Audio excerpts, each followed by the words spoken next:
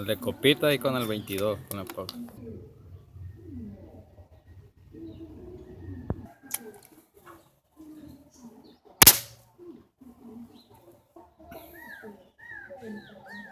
Con el rifle de aire 4.5. Ahora con el 22.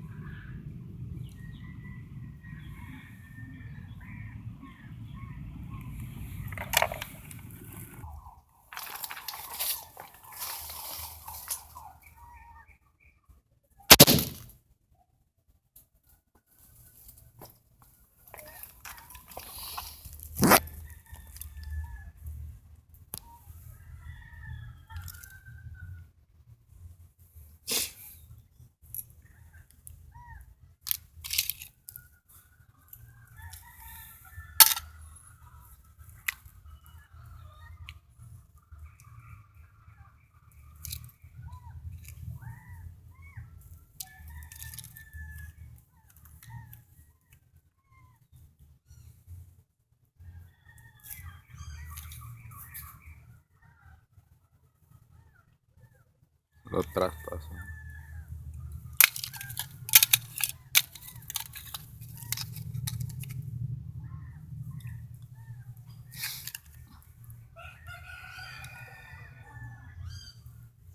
Calibre 22 contra Hypo Clásico.